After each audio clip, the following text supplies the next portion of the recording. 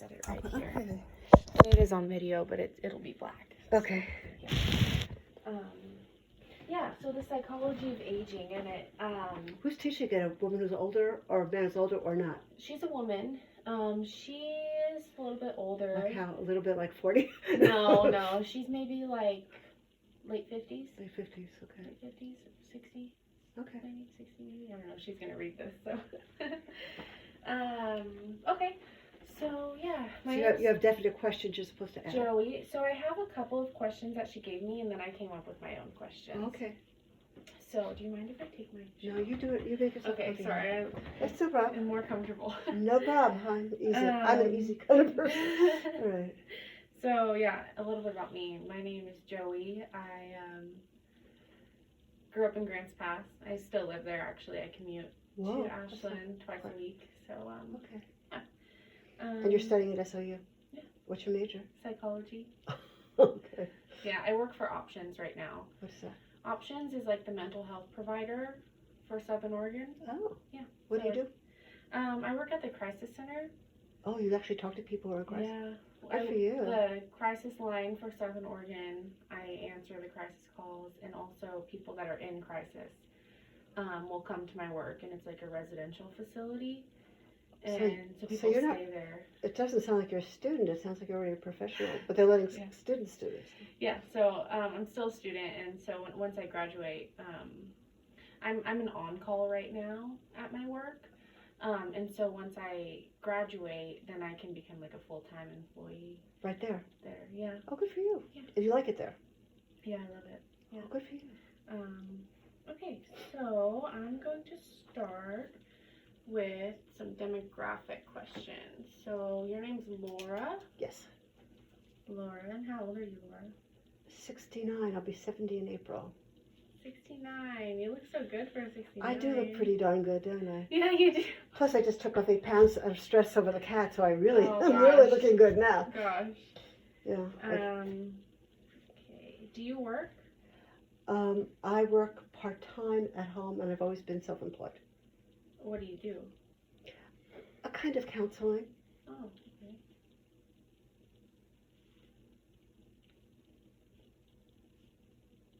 And you've always done that? No, I was originally a piano teacher.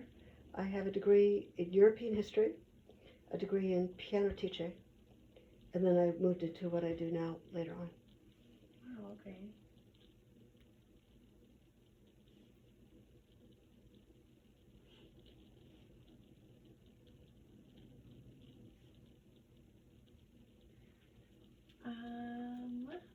And you live by yourself here? Yes, Yeah. 2 cats. Were you ever married? No. No, never married? No.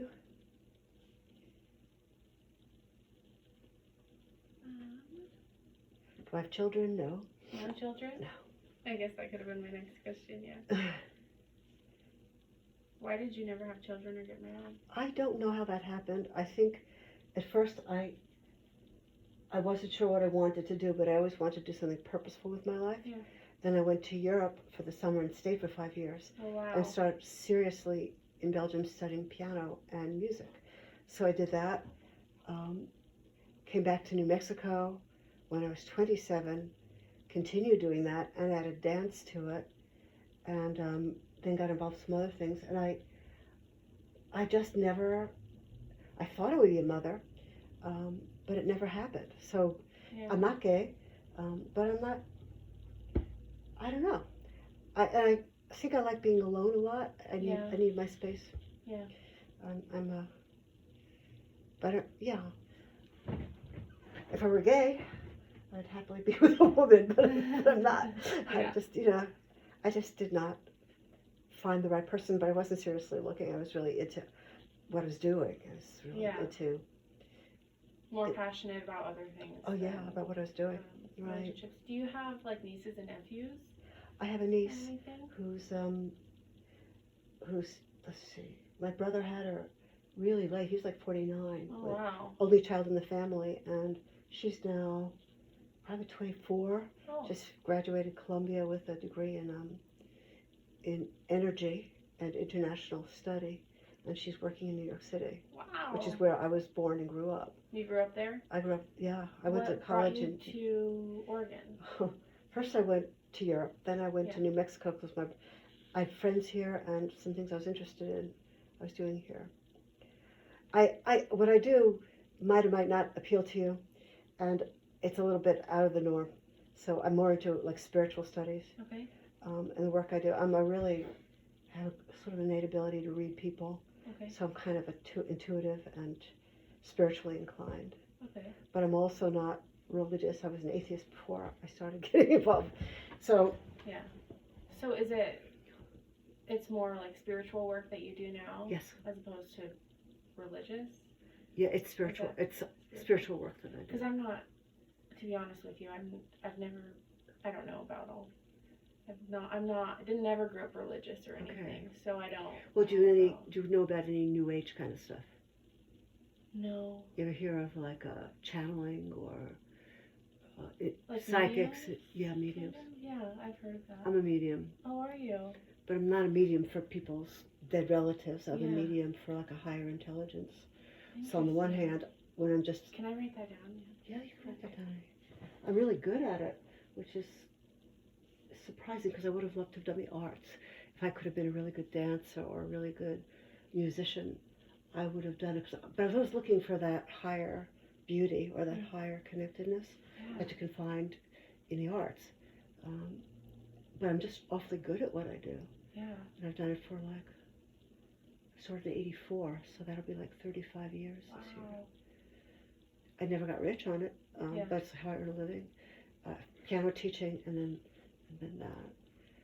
So, not that I'm doing it, I won't do it to you, but if I were working, I could tell you a lot about yourself without you telling me a word, and you go, oh my, I've had people say, you knew more about me in one session than therapists understood in a year. Because I can feel people. Plus, Well, then if I bring you in feel higher like- intelligence, and then I get information about, whether you believe it or not, past lives. Yeah. But, see, here I am, what I was, an atheist and a Jewish atheist. So I am very down to earth, very skeptical kind of person who ended up doing what I do.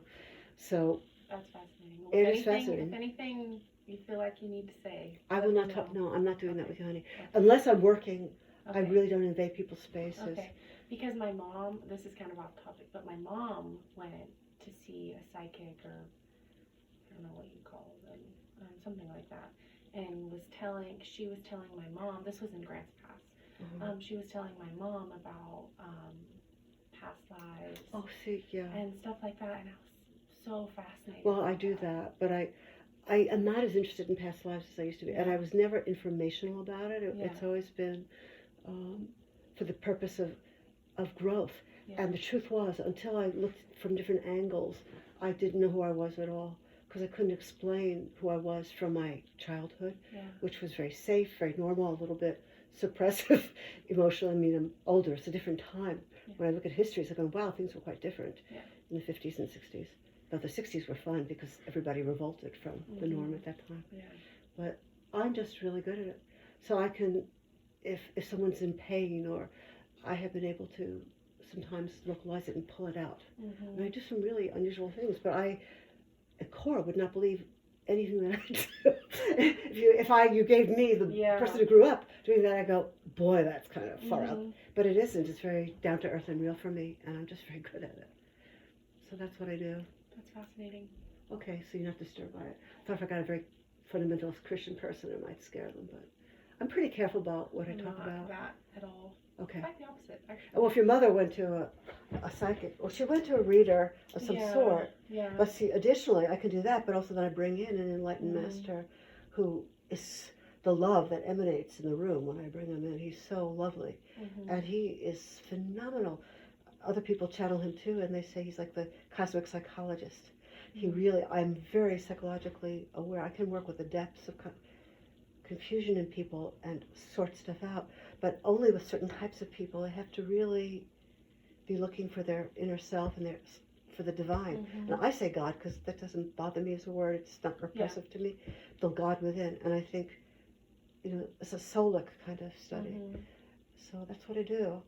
Wow. And I keep it small. I've never made it big, but it was a sense of purpose that really, if I want to have friends, I pretty much don't involve them in that part of my life, because once they're aware of what I do, either they really are so attracted or they really are not, So I also go doing those country dance. I do dramatic improv. These are my hobbies now, because I wanted to do that when I was younger. I would have danced, I would have done theater, I would have done music. Yeah. But sound and understanding what's going on in emotion, it all is related, because you can hear it, but it's not, well, I don't know. I don't know how I know what I know. Yeah. I'm sort of unusual that way. So that's what I do. So which is off topic, so this is Okay, totally cool. off topic. Well, But I'm glad That you're was great. interested. Since you're Yeah. interested, you seem open, so you want to hear about it. So I'm happy to tell you. yeah, well, I'd love to have meet again sometime And and just- do that. Yeah. Sure. Yeah. Okay. Getting back on topic. Let me see. Okay. Where was I? I don't think one can understand who a person is if you just limit it to the human psychology. When I was younger, because I didn't understand who I was, I read every book on neurosis. I mean, I really studied psychology to understand myself. Mm-hmm. But we're much bigger than that picture.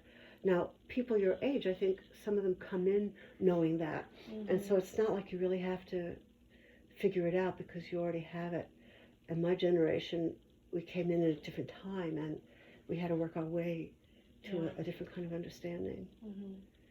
So, I mean, have you had any sense of I don't know how you see yourself, but, you're not close, but I don't know mentally how you see things. Which probably shouldn't be. I should do this another time. But it's.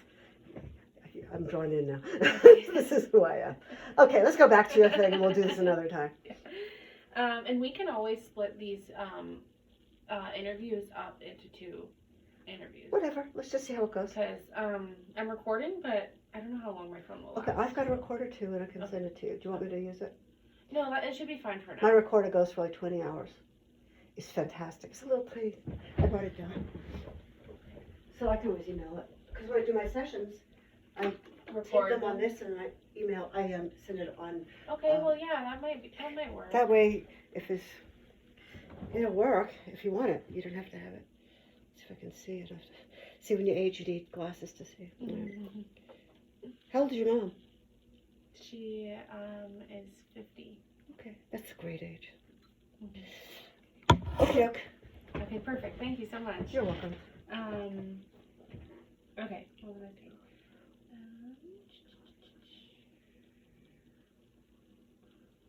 Okay, I don't know where I want to start. I'll just go down the list. So this one question says, it's kind of a think out of the box, which I don't think you'll have a problem Say with. that again. What This next question is what out of the box? kind of out of the box, Oh, okay. but I don't think you'll have an issue with If I have an issue, I would tell you. Don't worry Okay. about it. So, it says, if you think about your life as a tree, what have been the major branching points as your life has developed?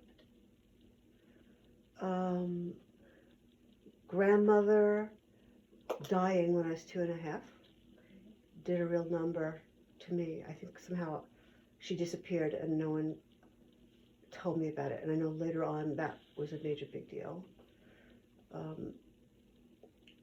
Going to school, Mm-hmm. kindergarten, starting school. My father having a 4-year total breakdown depression when I was 17.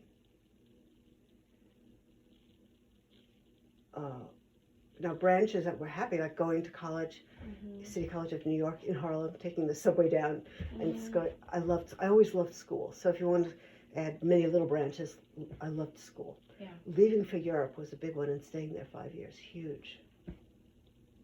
It's funny, when I think about branches, I think of places I've moved to. Coming back to the United States and being in New Mexico, and my life there was wonderful.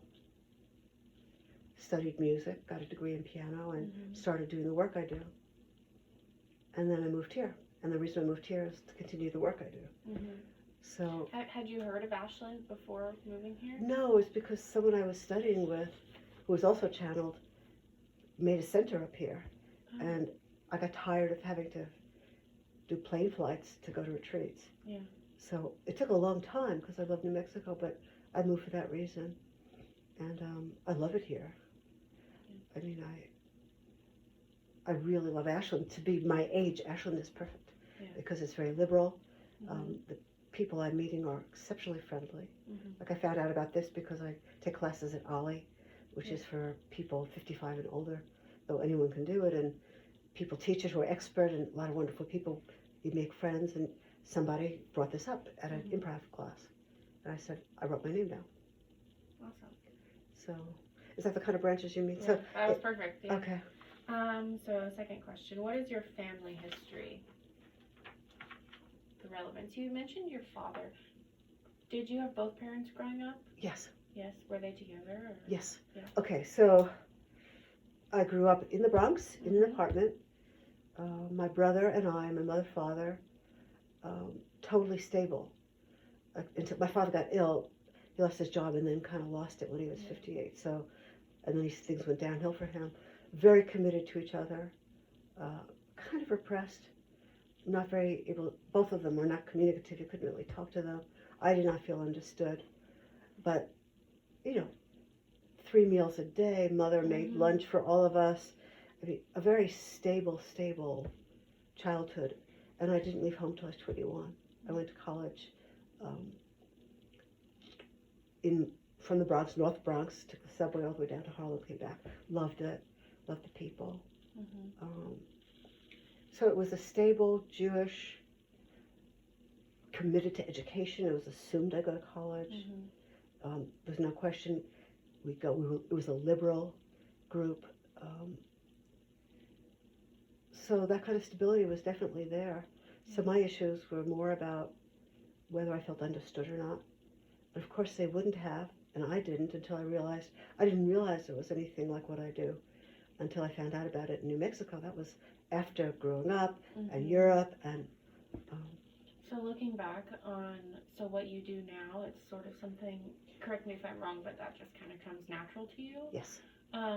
Looking back, can you think of times in your childhood when that was something that was going on No. that you just didn't know? Nope. No? Closed door. Interesting. See, if there's the door here, right? Yeah. And then one day, I started in New Mexico, met someone who told me they went to a channel. And I went to a channel, it was like totally off the wall. And I felt the same thing. I went to meet this woman and she channeled, and this being called Bartholomew, who was just lovely. And I felt more known in one time than I ever had felt known before. And so I really was like in awe and did a lot of studying with him. And then I found out about a group that channels. And then one day, friends of mine who had been messing around with a Ouija board, but candles around themselves, and they said, after 6 months, they didn't tell anybody, do you want to come, Laura, and try? So I put my hand down on and then, it's like the whole top of my head blew open. And there I was. And I said, I can't do this. I have to talk. And I just on and on for 45 minutes. It was like the sky opened. So it was really totally no thought of it till I heard about it in New Mexico. I started channeling when I was 34, so probably when I was about 20, 29. The first thing I found out was a book I read. Someone handed me a book called Seth Speaks by Jane Roberts, channeled information, off the wall. I mean, so out there for a regular person. And I read it. I was in the music library because I was a music major. And I read this and I said, what? I mean, complications of past lives and how they interweave and this and that and souls, and which was solely... What's it called? Seth Speaks. Jane Roberts. Seth wrote a lot of books. Now it's very intellectual and very complex. But the whole series of books. So the first, Seth Speaks was the second one I read, and I think it's the first one I read was The Nature of Interdimensional Reality. And I'm reading this, and I'm going, this is insane, but I know it's true. It's like, that was the first doorway before the channeling. It was channeled material, right? And I'm going, oh my God. So then I started working on myself based on those concepts, and doors opened because I knew it was true, even though it was so off the wall crazy to my kind of mind. Yeah. Yes. And then from there I met a channel, and from there I channeled. And then I met another channel who I studied with as well, who I don't channel. So a lot of channeling stuff in my life. And only see, maybe 10 years ago or a little less, I stopped doing that, going up to where I studied, because it was just too much for me, too demanding, and I was getting older, and I just started doing back to other things I like to do, and just feeling like a regular human being again, to balance myself out. Yeah. So, but see, I'm very sane. I mean, Mm-hmm. but I have a judgment, I guess, about what people would think about it, because it might not feel real to people. Yeah. But it is totally real to me. It's like as real as and easy for me. Yeah. I mean, I'm just good at it, and it comes naturally. I mean, boom, and then all of a sudden I got admitted to study, and I could, the first work I would do, working for this group when I first started, was you're given a name, and you have to write it for someone way, who knows where. You don't have the address. You have the address to mail the tape. You have to write a tape, do a tape of a whole series, what their beliefs are, their belief structure, and how it limits them. And I could do it. And I just got the name, and boom, and I was so right on. It's like stressful, and I won't ever do that again. I like to be with people so I can see them. Mm-hmm. I could do it on the phone. I did that often until we had Skype and stuff.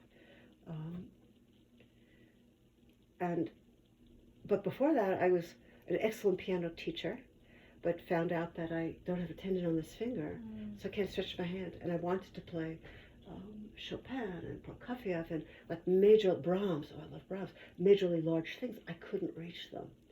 And then I wanted to be a dancer. I'm pigeon-toed, so you turn out to dance, right? So I'm just exceptionally good at this, and it was also a way to sort of make a living, since I don't have a lot of money. So, but I just was totally passionate about it for a very, very, very long time. And now it's just something I do, and I really feel a need to kind of just be an ordinary person too. But of course, where I go, English country dance, dramatic improvisation, theater. I'm not going, but I took a few classes, like, the studies of sleep or medical technology. I did a little bit of history.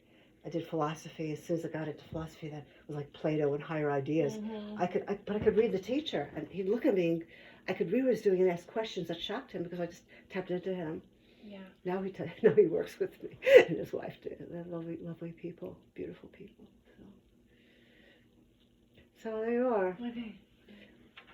You're gonna have to sort all this out for your homework. Well, it's a good thing that we're recording it, because I haven't been writing down, because I'm like just listening. That's fine. Yeah, we are recording, and we'll be good. Okay. Yeah, this is not all what you're gonna. I don't know what you're gonna do with this material. You'll do what you do with it. I think I'm gonna write a paper. Paper, okay. About aging lives and stuff like that. We haven't even gotten to aging yet. Well, you've gotten to my life story, but a part of it anyway. Well, you've kind of hit on the third question. It says, describe the history of your principal career. We got it. So we've got that one. What roles have finances and education played in your life? Education has been wonderful. I always liked school. I think that everything I studied, I value. I valued very much studying history. I valued having an intellectual capacity to think and grow my mind. I value that I had an excellent education in public schools in New York. At that time, when I went to college, good school, because I had good grades, $36 a semester for college. Wow. Didn't include books, but everything. You didn't have to pay. There was free college, really high caliber, in New York City at the time. It kind of switched after I left a lot, and then I think of all you guys having to go into debt, and I had a free education, the first one, and the second one didn't. I just had to catch up by European with the college. I got a degree in piano, and it was like maybe 125. I don't know. I ended up not spending a whole lot of money on education. I had great in Europe. Education's free, even for foreign students. In Europe, in Belgium, where I was, medical care, I paid for 6 months, maybe $10 in, and then I had free medical care as a foreigner. So that said, I've loved education. I've loved it. I've done a degree in New York, 5 years of study of sight singing where you have to just read stuff and sing it without any help. Bizarre, really difficult stuff. Mhm. Have you ever studied music at all? No. Okay, so I wouldn't help you. You would understand really complicated stuff. Theory, piano. I went to an academy and then I went to a conservatory for a while. So I did 5 years of that. Then I came back to New Mexico and stayed in school forever, getting my degree and studying dance. All of a sudden I was into dance, so I just stayed forever doing dance and and then I became a channel and did that there, did both, and then I sort of had no home for a couple of years and then I moved here. So, and I have not been educated here, except I'm taking classes now that are kind of fun. But it's for the amusement of it. It's not all, I will not do homework. I will not put myself under any kind of stress with school at this point. But I did it forever. Yeah. Loved it. So did you ever struggle financially throughout the I years? have struggled financially my whole life. Yeah. And it's been horrible. Yeah. Like, I don't know how I'm going to survive once I stop working. I won't be able to. So I have no money. And I just spent $5,000 of the amount I saved on my cat, who is not getting better. So finances have been horrible for me, stressful my whole life, except when I inherited maybe $160,000 from my aunt, and that disappeared because I had some physical stuff I was trying to find answers for. I've got nerve pain on the right side of my back all the time, and was trying to find an answer for it, which I kind of didn't. Yeah. So that's been a really bad part. That's, if you ask me what's one part of your life that's been the worst, it's the finances. Yeah. I've had good fortune with people. I mean, I don't have partners, but I don't have intimate friends, actually, that I get together with, but I see them all the time because we're doing stuff together all the time in classes. So it's a little lonely that way. But I wouldn't say, gee, that's something I feel terrible about or that I regret not having more of that. I always have had people in my life. More like social. I've always had people in my life, social, yeah. But money has been the worst. Yeah. I mean, it's put me under such anxiety and stress more than anything. Having a sick cat that you love that can't breathe very well and you don't know what to do for her is also remarkably distressing. Yeah. The work I do is very intimate. So when I work with people, and the people I work with, it's not like hit and miss. It's like I've worked with people regularly for 30 years, the same people. They work with the one I channel. They study with him. Mm-hmm. They're totally spiritually connected to him and me. And some will work twice a month or, I've known them forever, so they're very close to me.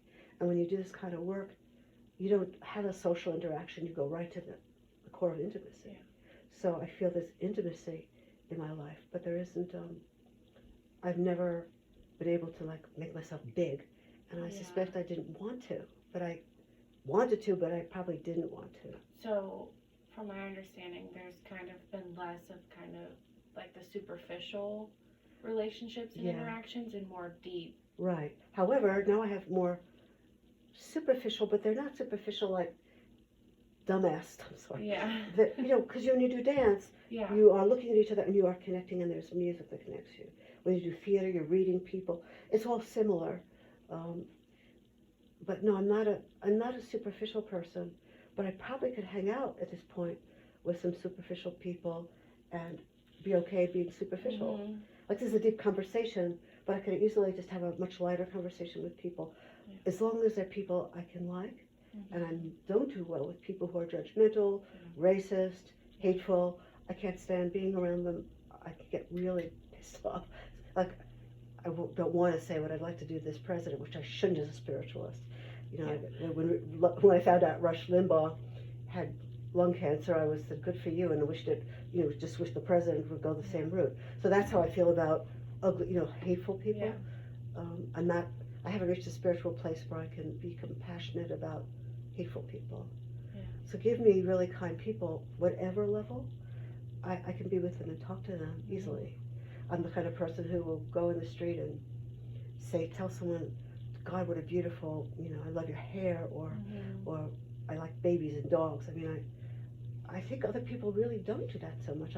I'll say hello, and though in Ashland people tend to say hello, but I'll say kind things to people. it's very natural for me to do that. It makes me happy. So life here is okay, but money. I'm sort of hanging in now, but then you get a sick cat. It's like, oh gosh, do I do the test and find out what's going on? Which I did, $2,300. Now, $2,300 probably would have bought me a semester or two in New Mexico for school. And I wouldn't have needed any of it for New York City school. So money can be a real pain. That's why, if you end up doing something where you can earn a living and you like it, it's really worth it to not go through that struggle. Yeah. But I never fit into an ordinary cog in the wheel. I didn't fit in that way. And I suppose if I'd stayed in New York and decided I was going to try to get a PhD in art history, but by the time I would have gotten that PhD, there would have been no jobs anymore because there was no market at the time. PhDs were sought after, and then my brother got his PhD. He just squeaked through getting a job, even with a degree from Princeton. And there would have been no point to try because after all that work and study, and I probably could have done it, I wouldn't have had any kind of employment. It was very difficult to figure out when I was younger, how can you earn a living? It wasn't obvious. I don't know if you've all got the same problem now, but boy, it is not obvious how to do that. Being a piano teacher, you really don't survive. And doing what I do, if I had done it massively, I probably could have done it. But I'm someone who likes to really be careful with people. So I've done groups, but I like to know where everyone is. And so it's actually turned out easier to work one-on-one with me later on. And then I don't want to sell myself. So I guess I like what I like. And the same way I didn't get married, it didn't work out to be, wealthy. See what happens, see how I survive. Okay. There you go. You're getting more than you need, but. What is your health history? Have you been pretty healthy? You look pretty healthy. Except for the incredible nerve pain. The nerve pain, around my ribs on the right side. I'm very healthy. My mother lived to be 97 without having a good attitude, and as we say in Yiddish, kvetching all the time, which is complaining all the time. Now her parents didn't live; they died younger than me, but she and her sisters, 3 of them, made it into their 80s, and my mother made it to 97 and a half. I'd say yes, my organs, my blood. I have a little bit of high cholesterol, a little bit, but yeah, I'm healthy. But I'm in physical pain all the time. And but then I'm hearing what goes on with other people, and in a sense, I have nothing major at all. I'm kind of achy in my body a lot. I've got a very sensitive nervous system, probably because of what I do, and I'm a little of an anxious type of person. When I'm by myself or if something happens, I don't handle stress well. I probably could, if I were in your place and I probably could do well working with people the way you are too. I probably could do that. But the kind of stress of having to be here, I don't know, this different kinds of stress and time pressure I don't like. Okay. What experiences have you had with death, and have they affected how you live your life? Oh yeah, when my grandmother died when I was 2.5, that I can't go back because I don't remember, but I know it traumatized me intensely. And I think also because I was 2.5, and I had been spending mornings with her for months because my brother wouldn't go to kindergarten without my mom. And then we lived in the same apartment house, so I'd stay with my grandma. And then apparently all of a sudden she died of a heart attack, and I guess nobody really in any way talked to me about anything. So I think I was really in shock. And all I know is that when I saw her sister months later in the country, she looked like her. Apparently, I absolutely got hysterical. So something was going on. When I studied myself, I realized that was a big impact. Then my grandfather had a stroke and died when I was 6, and my Aunt Toby died when I was 4 of a brain tumor. I remember waving goodbye to her in the hospital, not really understanding it. It wasn't as traumatic once I was older as losing at 2.5. Yeah. I think, on the one hand, I've got a fear of death because I was an atheist, and I don't like the idea of ceasing to exist altogether. And that doesn't appeal to me. But I believe that was true. So I struggled with that. And then I opened up to what I do. And I am often energetically where people go. I have worked with people on the other side. I just did it today. Mhm. You know, simultaneous healing, like heal something in the person and her mother at the same time that happened between the two of them when she was 4. Something, past lives in the Middle Ages they both had. So I don't do that often, but I did it. I've helped souls get to the light on the other side. However, since it's so real for me, I don't really understand that that's where people are when they die. So I think that's here, even though it's not here. And I still have I'll be happy when I finally die and realize I'm still existent and everything I've studied is true, because So part what of me is doesn't it- believe it. What is it that you believe happens when someone dies? Well, I believe what I've been trained is the first thing you want to do is, I believe that when you die, you leave your body, Mhm. and a lot of old relatives who've passed are around. But I've been taught there's a light, you're going to see it, it's going to call your name, and you go to it. And you go as far as you can in it, until you can't handle the beauty of it anymore. And you don't get distracted, you don't start thinking about what you should have done differently in your life, you don't get stuck in anything, you just forgive and love, and you just keep going into that love. And I think how far you get determines what your next step is, because you can come back, but there are also other options. Mhm. But I don't really remember, though I'm there all the time. I remember this lady who channels the teacher I studied with got angry at me because I interfered with a snake was killing a little baby bird. I wanted to stop it, and she thought that was a terrible thing to do. And she said, "What is your problem?" I said, "I'm afraid of death. I'm afraid to die." She said, "You're lying," which I wasn't. She never read you right. She said, "How could you be afraid of death? You're on the other side half the time anyway." But I did have that fear growing up. Do you still? Part of me does, Mhm. which is ridiculous since I can help people cross over. But I don't know yet in my heart totally that it's real. Or what I do is real, except if I worked with you, you'd know it darn well what I'm doing is real because you'd be feeling it. But I am the channel of it, I'm not the one who's receiving it. So there's a little bit of a interesting, I wouldn't call it ambivalence. It's not an ambivalence.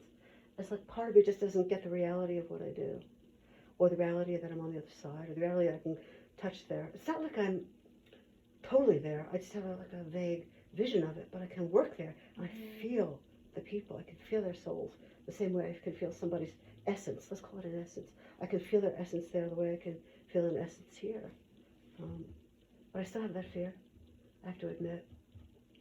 I help people cross over. I've crossed over with someone when he was dying at the ashram. It was the retreat center in ashram, and he was passing. He was like 3 hours away, and man, he was so high, and I was just there with him, and I can go really far, but that experience is just not, doesn't filter always to my human,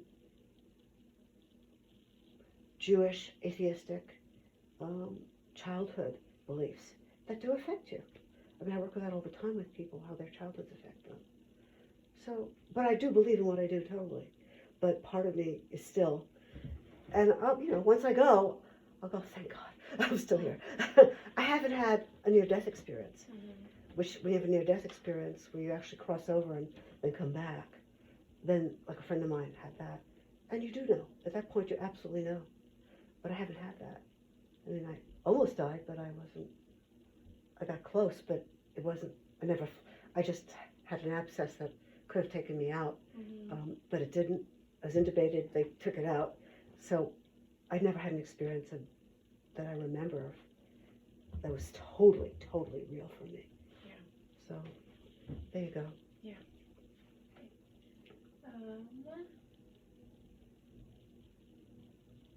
Okay, describe the development of your life in terms of meanings. So the meaning of your life, the values, ethics, and goals. Kind of touched on that a little bit. Oh, I touched on a lot. Yeah. So let's do one at a time because it's a big question. I was always looking for meaning.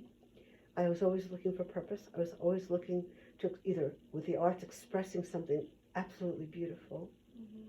and sharing it and bringing it forth. I always wanted to do the transcendent, which where you meditate too, or you. Um, I always wanted to do something that I felt served. Once I became aware of and did the work, I wanted to serve the divine, serve God, do something that helped the world, hold a light for the world, hold a vision. I mean, it would be like, instead of being an activist politically, which if I were that nature, I would do, I hold a prayer focus a lot for love, for higher, I mean, I do all kinds of things with the people I work with, since they don't really have much personal stuff anymore to work on. We've been doing it forever. So we do all kinds of interesting stuff. So purpose and meaning and doing something that helps the whole uplift, helps the planet. I pray to God, I really pray to God that this country doesn't die with this president, which it could, unless it turns around. We've got to have a Democratic win straight across, and they've got to try to fix what he's done. And it's scary to realize that many of the population really buy into this. And then I was looking at Ken Burns' documentaries on Civil War on the West, and I look at what happened with the Native Americans, and I go, of course some people are like that. It's been that way forever in this country. And I'm surprised by that. So I'm always looking to bring something good in my work. Yeah. And work is very important to me. My work is really. And I did spiritual study with someone else for over 20 years. Sometimes we'll go to a 3-day retreat and we'd be there for 3 months. I mean, a very weird life and expensive. But, I mean, a spiritual focus, holding a prayer focus, holding a vision, doing things to make things better, has been the whole meaning of my life. So now I don't have goals anymore. And I'm not ambitious anymore. I'm about as, I've always had to have a purpose, and now it's like, no, I'm just being, just doing what I do in a small way. And, but my work is still very important to me. I don't do as much, but it's very important to me. Yeah. So, does that answer the question? Yeah, it does. Okay.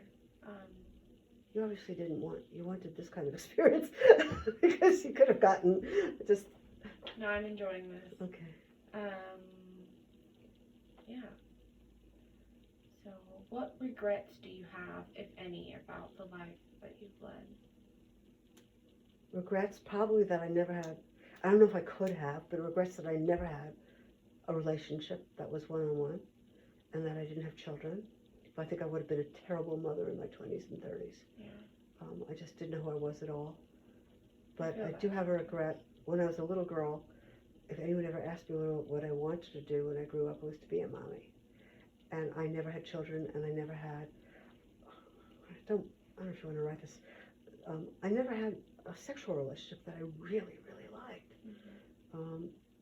So I regret not being a sexual person. I'm just not a sexual person. I'm a heart person. Yeah. And I'm sorry I didn't have that experience. But I don't know that I could have, given my nervous system. Yeah. Did you ever try to be that type of person? Did you ever Try to have sex? Yeah. Yeah. I mean, not a lot, but I've had some. Yeah. But, I mean, I can have an orgasm, but I never had pleasure. It was never, not a physical, well, they talk about the chakras, which you may not know about. Yeah, I just learned about them, Yeah, I actually. kind of operate more from the heart up. Yeah. And I'm not very much in the root. Yeah. Now I'm grounded, and I function, because the root has to do with money and relationships, so it's clear. It's not been my strength. So I would have liked to have had children. I would have liked to have had a really incredible love relationship. I would have loved that. But it just did not happen. So that's a regret. I don't have a regret that I don't have money, except that I would have loved to have some security right now. I would have loved to know that I have enough to live on, which I don't, and I won't. And so I live day to day because I don't know what else to do, and I'm okay for the moment. I don't know if I could channel 195, so probably not. It would be a different kind of channeling. I don't know. So, but in terms of real regret, it would just probably be that I didn't have relationship and children, and maybe that I would have liked to have seen maybe a little bit more of the world. Yeah. Maybe traveled a little more. But I would have again have to been someone who was really grounded. So if I had a love relationship, and we both like to travel, I would have enjoyed that. I probably wouldn't have traveled alone very well. So those are the regrets I have. Yeah.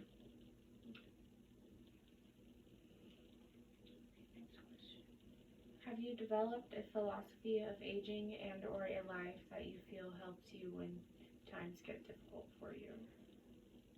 Well, time's getting difficult for me. The nerve pain I have, I started when I was 58, and I don't associate it as an aging problem. Now I'm a little bit more creaky in my joints, but I still can walk really well. I mean, so no, I've not developed a philosophy about aging, because I will tell you something. I am no different inside now than I was. It's the same me. Mm-hmm. I don't age. My body ages. So do I get more mature? Yeah. Do I, someone better to talk to if someone needs a support? Yeah. But do I feel intrinsically different? No. So in a way, part of me does not believe in aging as real, because I feel that who we essentially are stays the same. Even if I have a little bit of, plus I'm on some medication for nerve pain, which slows up the mind a little bit. This is me slowed up. So sometimes I will forget words. Now, some of my friends have that happen, and they just think, oh, it's age, and they might freak out about it. Like, I'm going to end up with dementia. And Mm-hmm. I think it's funny. So I really, that doesn't scare me. What, little glitches here and there. Like, I often can't remember the word treadmill. My mind doesn't like it.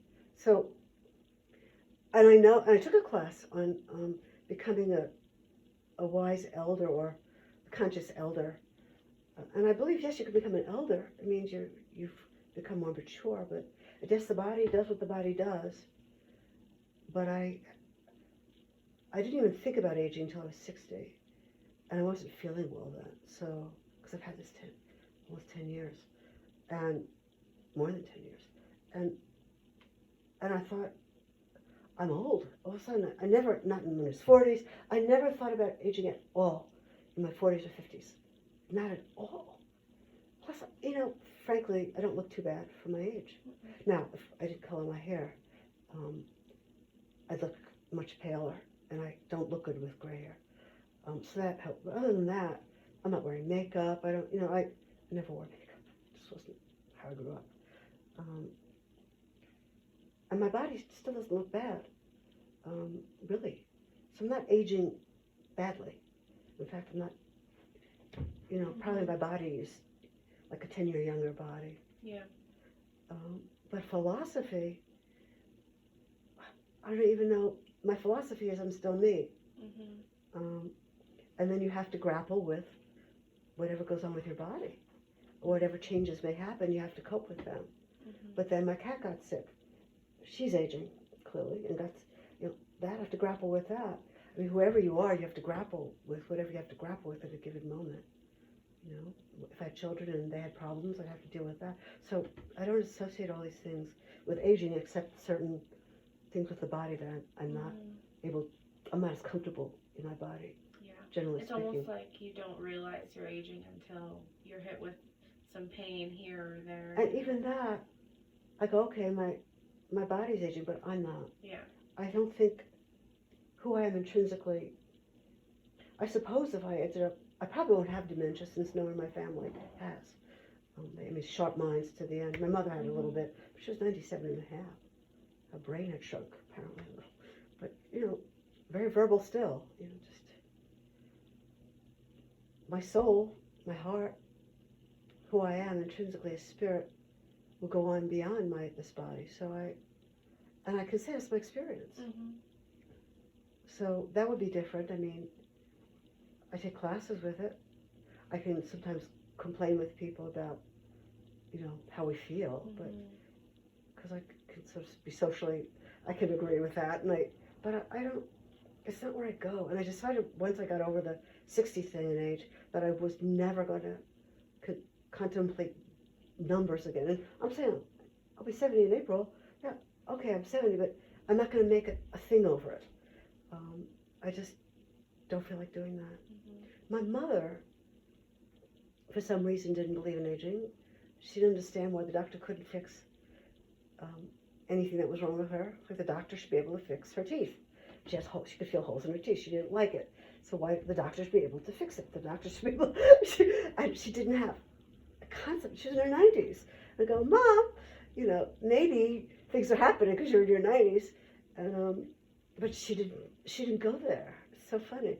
So I'm her daughter, but I don't think I'm going there. I know we age, and I know things happen, but who I am, I still am, and I'm pretty young behaved. Mm-hmm. I mean, I do well with younger people. I don't act like an old craggy person. What's your birthday? April 11th, 1950. April 11th, I'm the 10th. Oh, really? My grandma was the 10th? Yeah. What year are you born? 97. Well, you're a baby. You're almost a millennial, aren't you? Do you consider yourself a millennial if you're 97? Or you have to be over 2000? I don't really know. I mean, I don't know where that starts. I don't know where I think I'm somewhere in between. I don't know. Am I? So you're like 22? I'll be 23 this year. Yeah, my niece's age. Yeah. Or maybe a year younger than my niece. Yeah. Cool. I work with a girl who's your age. She's lovely. I mean, two sisters. I've worked with this family. I worked with the father and the mother. They're younger than me. The mother she's like 57 and he's like turning 50. And I started working with them when their oldest daughter was a year. And then they had another child and another child. And now I work with the mother and the father and two of the sisters. I do sessions with them at varying times, but regularly. And they're lovely people. So they've known about what I do, those girls, forever. And the boy doesn't have anything to do with it. But I know why. Because his heart is just hard for him. He's such a deep-hearted kind of boy. Mm-hmm. He was born that way.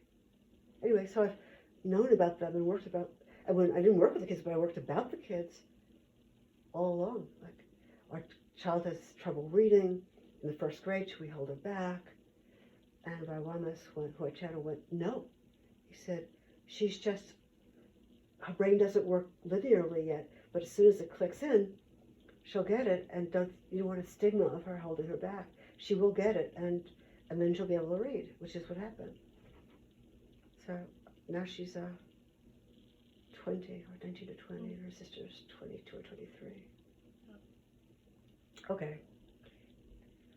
I don't know where I'm at. Do I enjoy my body aging at all? No. Would I rather my body never aged at all? Yeah. Would I like to be able to not be in pain? You bet. Even though it's not aging. Would you like to be able to climb mountains and, trails and be flexible and be able to dance and do the tango? Would I like to learn the tango now? Mm-hmm. Oh yeah, but can I do it? No. So that's annoying. Yeah. I mean, I don't mull it over and go, but if I think about things I could do if I had a younger body, Mm-hmm. yeah. Or would I go back? If I went back, would I try to do theater? God, the OSF is here. Would I try to do theater if I were, 19 or 20 again? Maybe I would. Maybe I would try to do theater. I love theater. Mm-hmm. So I'm just doing improv and it's fun. Awesome. What advice would you give to future generations of people to help them age successfully? Love yourself. Find yourself. Love yourself. Don't judge yourself. Don't judge other people. Choose peace. Don't get caught in this cog of productivity and specialization, and don't make your identity based on how successful you are. Be true to yourself. Mm-hmm. Be true to yourself. And if it is to be a financier, do it. But don't be a cog in the wheel. Find what you are, and know who you are, work out any kinks from your childhood. Learn to love. Just learn to love. Which isn't easy. Not really. To love yourself is not easy. Unless maybe your generation it is easy. My generation it was not. And for your generation, oh my God, I feel for you guys. It's like when I grew up, maybe it was partly a fiction, but we believed in the United States. We were proud to be American. We loved our country. I was against the Vietnam War, and I was right. We fought for it, but we were a democracy, man, and we loved it, and we felt safe in it. And to have what's going on now be a youth's experience is a horrible thought to me, that this guy could be affecting everybody. He is affecting everybody's energy. And I think people are getting sick all over the place because of this energy. Whereas Obama used to be a light, and there was a light, a safety. And he is trying to systematically destroy everything that's good. He has no heart. And I feel for you guys. Then with climate change, everybody better get on it. If I think about it, I'm not going to be here that much longer. It's not personally at this point going to affect me that much, or it will, but you're young. My niece is young. The kids I know are young. It's like, but I always think maintain an optimism and choose optimism as in a way to life, and don't get caught in pessimism, cynicism, hopelessness. Don't play that game with yourself, because it'll kill your soul. So stay positive. And I don't like what's going on, but I believe it's going to change. And I believe it could bring forth something that knows we better take care of things now. We better protect our democracy. We can't assume it's going to be there. When I grew up, we trusted the police. And we had a reason to. When I was little girl, if you get lost, ask a policeman for help. There was a sense of decency that I grew up in, which I can't say everybody did, that I wish people could have, but never give up, and just never give up, and stay connected to something bigger, a light that you can stay connected to. So I've never, since I've done what I've done, I've never chosen a path of a choice of despair. I don't think it's useful. So I guess that would be my advice. Yeah. Okay.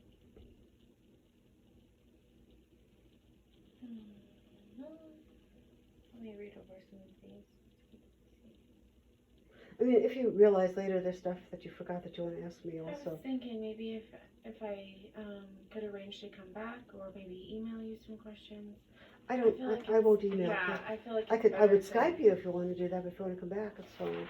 But if you want to, do you do Skype? Ever? No? I don't do FaceTime, right? I don't have a smartphone.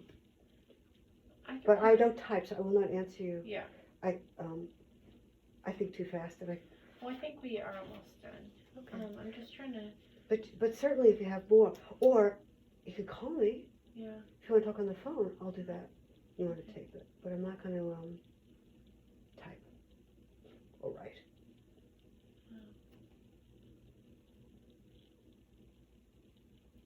I'm trying to think if I have any thoughts about what would be good questions about AJ. So how much of this was theirs, and how much is yours of what you had to ask? Demographics is probably from them, right? Yeah. It's like half and half. So, we've kind of hit on some of these. That's okay. You can just ask and we'll see.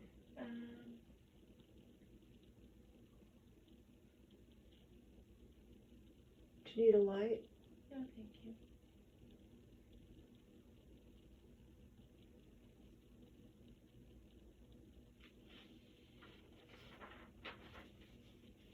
I think that's it. But if I think of anything, I could email you to meet up again Sure. at a time. Why don't you call? Call you? Okay. What's your phone number? 541 482 5275. That's not, that's a home phone, so you can't text me. I do have a number that I don't know by heart, but that people, I can text, but I don't look I at can it just enough. call. I just, call is better for me. What times are you available? Just all the time? Or? It varies a lot. What time are you usually available? So most of the time, I'm in Ashland Mondays and Wednesdays. Okay. Free on Mondays after 3:30. That, I have, the various days when I'm not doing physical therapy, I have, but Wednesdays, for now, well, even I'm free a lot. Okay. And I can always come back on a day, any day. I could do it Monday or Wednesday too. I mean, Tuesdays and Thursdays for me are the most busy days. Yeah. Friday and Wednesday are the least busy days at the moment. But then when new classes start March 15th, but then this class, you have to, what is that thing that we're all supposed to go to? Do you know? Is it March 11th or something? There was a date that was Oh, written. you know what? I have it. Yeah, because I think we're all don't supposed to be there. remember, Because you're doing some kind of everything and we're all supposed to be there. Yeah. I thought it was March 11th. So then we'd have to be done by then. You don't have much time to write a paper, do you? No, I don't. But I work good under pressure. You do. Yeah. Or else I think I do. Good for you. Yeah. Yeah. It is, March 11th, What time? 3:30. Where? In our classroom. Are you familiar with the campus? No, but I could find it. I should write it down. Because I'm not going to listen to this tape. Whoa. Since it's old, like, walking isn't easy. Hold on. Okie doke. March 11th. March 11th at 3:30. Let me write it. March 11th, 3:30. What's the name of the building? the Education and Psychology Building.